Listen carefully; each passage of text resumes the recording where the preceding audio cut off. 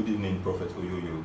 Yeah, good evening. How are you? I'm very well, thank you. I am humbled to be here this evening to ask you a few questions on your deal with EFCC some days ago. So I want to start by asking, on this arrest, how did you feel? How was the experience? I want to know, were you tortured? Just tell me how it all happened. I did not feel bad. I did not feel bad. Normal thing in life, there must be trial and temptation. Yes. Like our father Job was tempted. Bible said, cherub I overcome. So I think no torture. Nobody tortured me. Okay. Nobody tortured me. Nobody. I was not beaten. On the 8th of April, I was in the bank. They arrested me in the bank, saying 40 million, no 40 million. But I know that he that is in me is greater. And the Bible says something. If your father is the owner of silver and gold, that means you must have that your father in heaven has promised you. Most definitely, yes. So after everything, they arrested me from GT Bank Ikeja branch.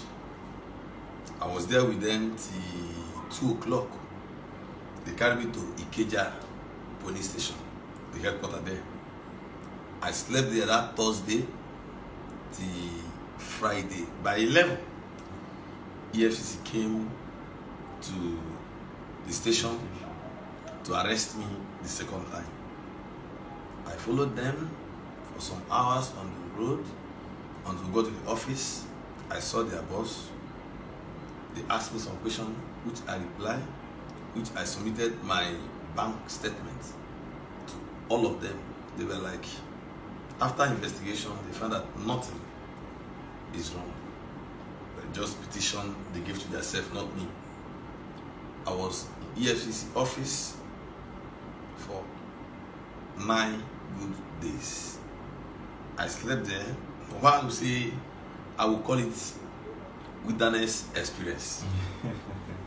Wilderness experience. Okay. Everybody must be tempted in life. Yes. That I'm a prophet. It not mean that I will not face challenges. I must.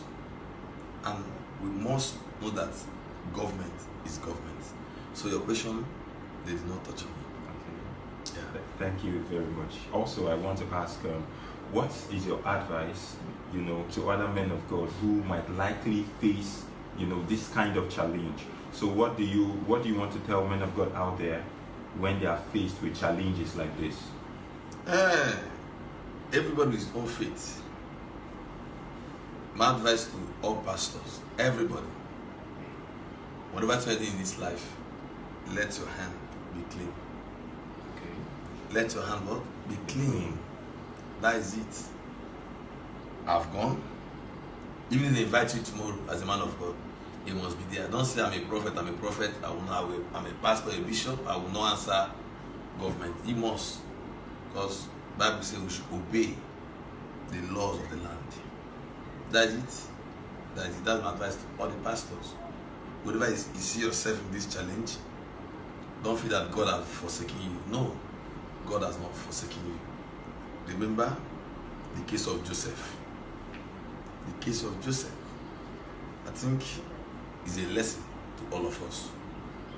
Nobody is above mistake, and nobody is above the law. I did not say I made a mistake. No, it's just an accusation. 40 million fraud or not, we did confirm that nothing like fraud. I think, like I told my members some months ago, if EFCC have not arrested you, you've not made money. Oh. That is it. I told them, if EFCC have not arrested you, you've not made money. That you make money, that EFCC will look for you. So I'm one of them. For me to be there, I saw Rochas Okorocha, the Attorney General of Akwa Ibom State. We are all together in the same room. So I think it's a privilege to be with governors and former governors, senators. Yeah. Okay, thank you very much. So I was also going to ask you, what will you do to the person who made these allegations, or what are your intentions for the person who made these allegations that led to your arrest? Let love lead. From the day I stepped out from the EFCC, everything went out from my memory. I've forgiven everybody. They've been calling me for apology, but I give thanks to God that I've forgiven everybody. I will not do anything to anybody. It's just normal. It's normal. Devil can use anybody at any time to attack you, but I'm still where I am. Oyoyo, one of Port Harcourt. Okay.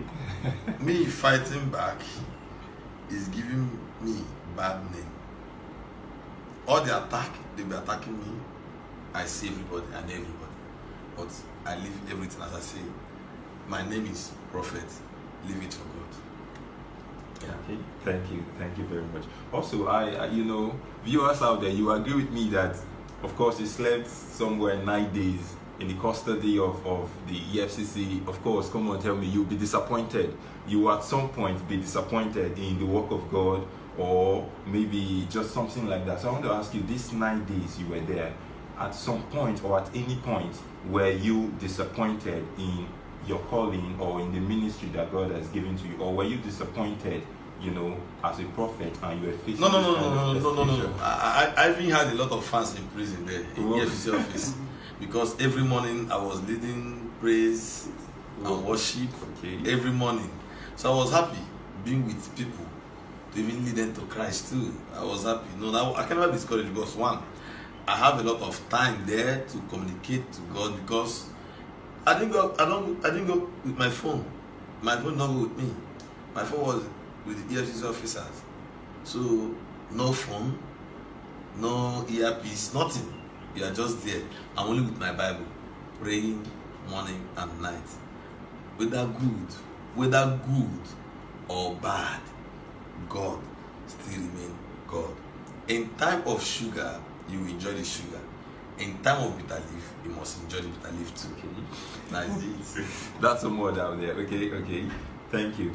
I also want to know, the viewers out there will want to know, if these allegations of 40 million, did you actually spend this money, or were they just mere allegations? So we want to know, if this is real, did you spend the money? How did you spend the money? If these were allegations, then you just tell us they were mere allegations. Not my money. Not my money. So they see that the money was not fraud, is my money. And my work in this life is to help the less privileged. I'm not a father of flashy of things.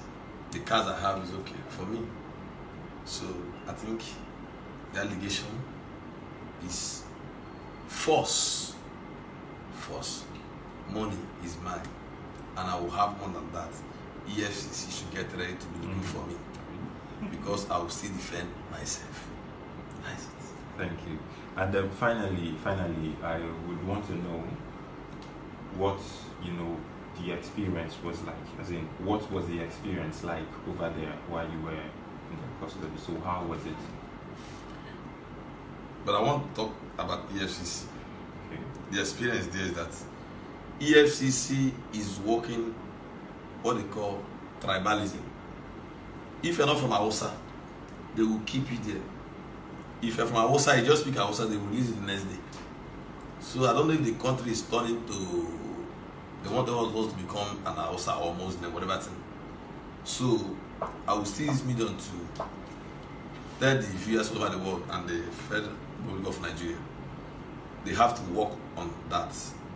Tribalism is working seriously in that EFCC there. Tribalism. And I've seen many youths there every day, just because they have their phone and laptop. They say they are fraudsters, and some of them are not. Just mere allegation, but many there are fraudsters. Yes. And I observed something again. The experience too is that everybody that came into that cell, no one came with nose mask. No nose mask. Nothing like hand sanitizer. Nothing.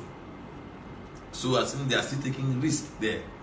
Packing people, 5 people, 6 people in a room. There's what they call German cell. That's another experience too. German cell and VIP cell. Unfortunately, I was in the VIP cell. You are indeed a VIP. That is it. And the experience too. I saw many youths. Youth, please don't allow the weight of this life to control you. Don't allow it to control you, because God is watching. God is watching. For now, I think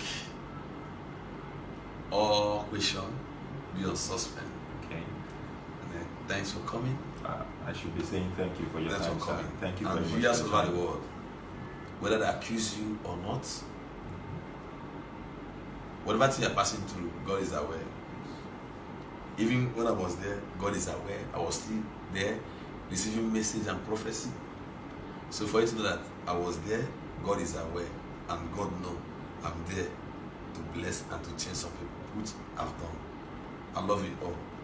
Please, the chief judge of this country, once, please go to prison, go to any station to look for those that are innocent, to release them. To release them. In the Ikeja station, through experience too, in the Ikeja station, more than 98 people are in a room. People they arrested in NSAS protests, and some are there. They've not gone to court. So I've gone to court. They are still keeping them in cell. Even keeping them on cell, take them to prison for awaiting trial. I saw a man there slept his stepdaughter and a pregnant daughter, and the person is still in cell. What is the person doing in cell? Go to prison and wait for the law to take his course. Please, that's what I'm begging. Lagos State Governor, please go into Ikeja station and see what is happening there. Thank you, and God bless all of you. Yes, God bless you, and don't forget to follow Oyoyo TV on Facebook. Don't forget to follow Prophet Oyoyo on Instagram, on Twitter, and all other social media handles. Thank you very much for your time. Thank you.